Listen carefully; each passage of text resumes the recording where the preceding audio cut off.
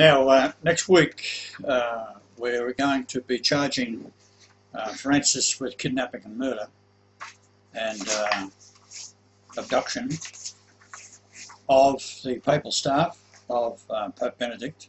And I should point out that the Pope Benedict cannot retire.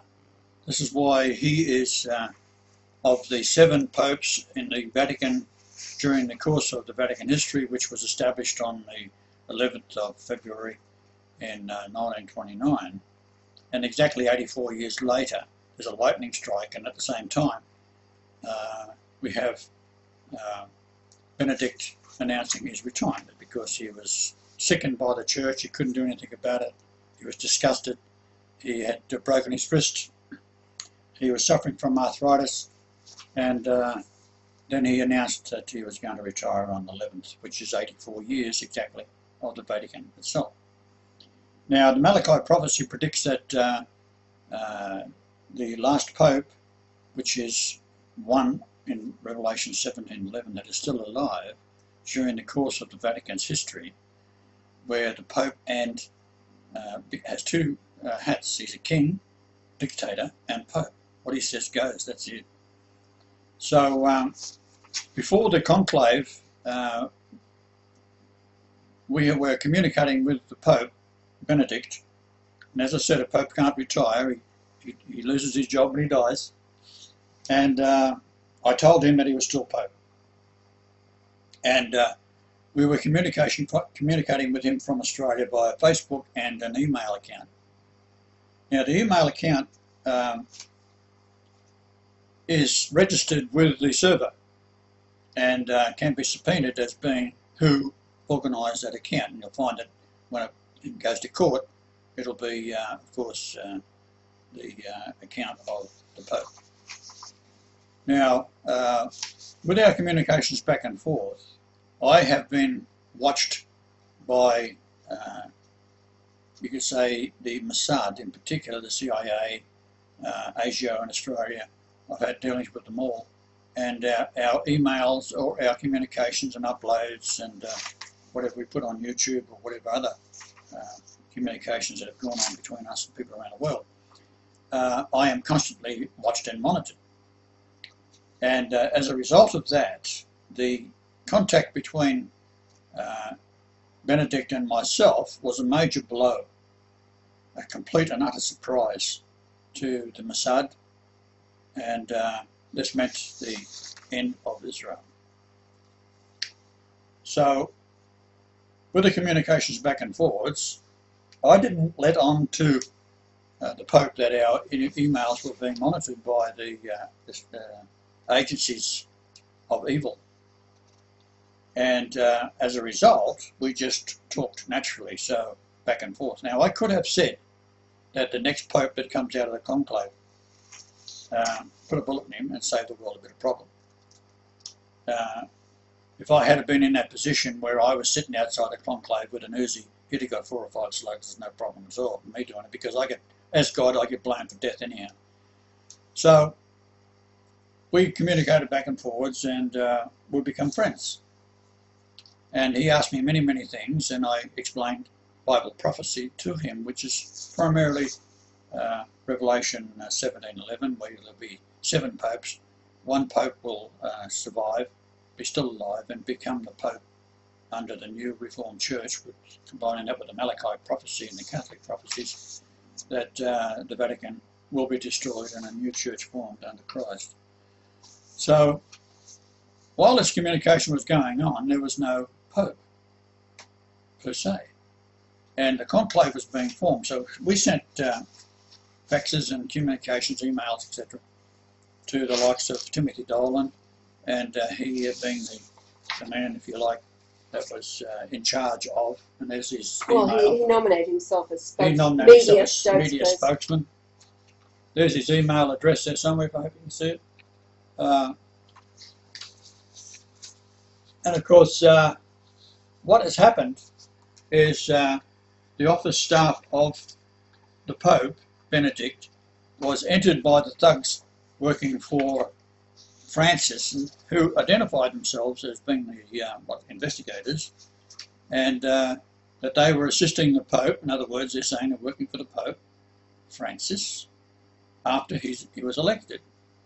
Now, because Dolan and all of the cardinals via Dolan and any other ones that we had been able to communicate with was aware that Benedict was saying that Christ has returned and he has accepted myself as being Christ, referring to me as Salvator Mundi, which is Saviour of the world, wrote an apostolic letter which was uploaded by his personal friend that's been with him ever since he was Pope, and witnessed by Archbishop George Jeswain and his biographer, which was Sister Maria Della Rosa.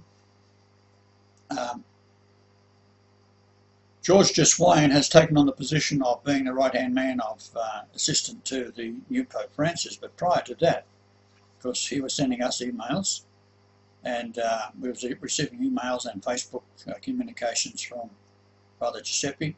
I was receiving emails directly from the Pope in a live discussion where he would think up what he wanted to talk to me about and ask questions. And, for example, he asked me what I thought of Vatican II. Well, I wrote Vatican III for him and gave him that, and he was very emotional over that. He said it answers all the problems of the Church, and was so simple and straightforward and logical. And this is what he said he will introduce. I said that he is Petrus Romanus, and he will become my Pope under the new Church, which is Christ on control of it, and he and his staff would be the main people in the office of the Pope once it is reformed.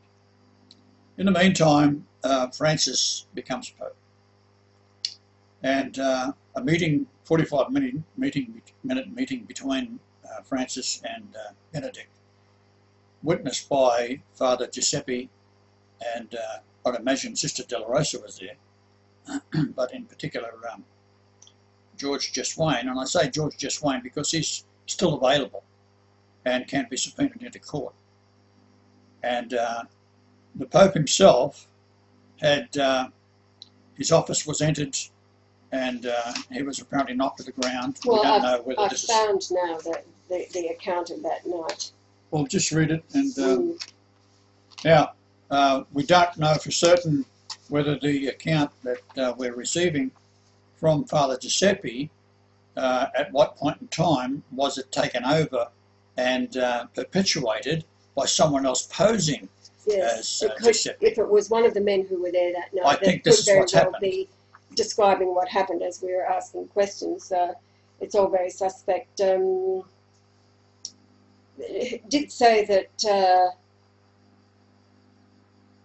because Francis phoned apparently Giuseppe the night of his arrest. He told me that he was disgraced to talk to me on the phone. I said, I'm disgraced you call yourself Pope. And then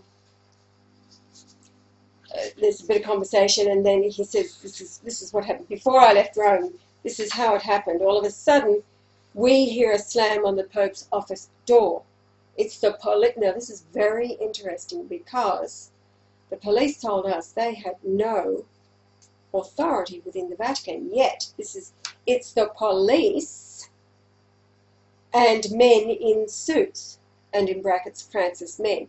So we're talking about the Rome police, or I'd say they would be, because we went to the Roman police and tried to make headway telling them what was going on with the Pope, and the man that was higher up in authority that happened to be walking past and couldn't speak English while we were talking to this other gentleman that was well versed in the English language. He had a strange smile on his face. So I think that the Roman police is all in on it.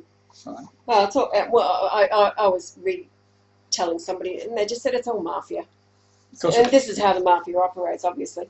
Okay, so they tell me they have a warrant for my arrest, and they tell me to leave immediately. The Pope Emeritus got up and was knocked down by the Pope's men. He tried to stop them. That's Francis's men. Yes. Was he injured, I say? the answer. Last I saw Pope Benedict, he was sobbing on the ground, bleeding from his ear. I say bastards. And then he continues, I cried and tried to help him up. They put cuffs on me and put me in a black car. Then they put a tissue over my nose and I'm out. It was chloroform. These are some nice Catholics. Then I find myself at a basement. They had the same guy who knocked me out and the Pope out. They showed me a letter confirming my removal from the priesthood. I said, fuck you, you're not getting away with this. They kicked my jaw. I actually have a brutal jaw injury now. Okay, so that was the account of... What date was that? That was the 10th of April. Yes, this was the 10th of April. It began. Now, there was on and off just over the next day or so, and then came the report of, in the attempted escape, the death notice posted to Giuseppe's Facebook, supposedly taken over, actually in Cristum Credunt, the Facebook that Giuseppe opened while he was in Rome for us to upload in Cristum Credunt, and then the friend who was given the keys apparently to the account uploaded the face of supposedly Detective John Eleanor. Well, our guys found that photograph used on the net twice, two different people using the photograph, and so his account cannot be believed. But at the same time that this went up, Yah had already received in his personal email the funeral card, all nicely arranged and written up by the friend, announcing the death of Giuseppe, and the request was that we would have a memorial service on the internet immediately for him. Well, you all saw the upload we did do as we received the news and read it, and of course very upset and crying over what we were reading. However, it was after that we began to do the forensic on it that none of it made sense, and that's when Mike and Manning traced that this communication was coming from exactly the same computer that all of them had. So they hadn't moved from, and this was probably the other thing that Francis had planned up his sleeve. So it's all, but the point is that Giuseppe is still missing, so is Sister Maria, and so is Monsignor Giovanni Rossini. So everybody asking questions all the time, and yeah, we're going to be pressing charges.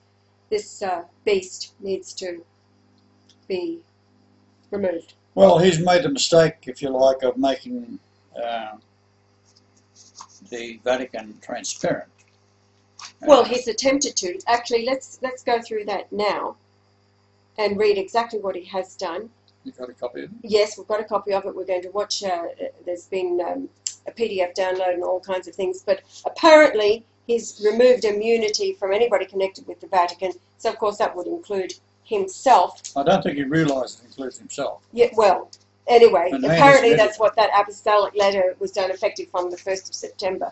So, based on that, if that is so, then he needs to be arrested and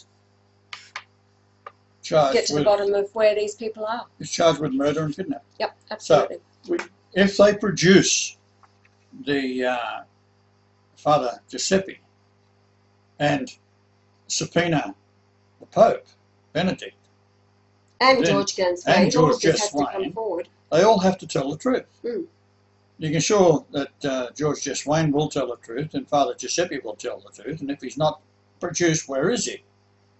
And if he's been abducted by or imprisoned by Francis, then this has to come out. Mm. Now, if you're a priest and then you're suddenly defunct and you're no longer a priest, and then the church kidnaps you, that is kidnapping. Now, under the laws that are apparently being passed by the Vatican itself, that the Pope has, as a king, has absolute rule and can sentence someone to whatever they choose to do. Within the Vatican jail. Within the Vatican jail. Mm. He is probably in the Vatican jail if he's not dead. Mm. Right? And I don't think he's dead. But if it all comes out, or should I say, not if, when it all comes out, you'll have Father Giuseppe, you'll have Sister Della Rosa, you'll have the Pope himself and his former right-hand man, which is now he's still his assistant, which is George Deswain, saying what exactly happened. And this is the whole point. So we shall see if the Pope can weasel his way out of this. Later, Gators.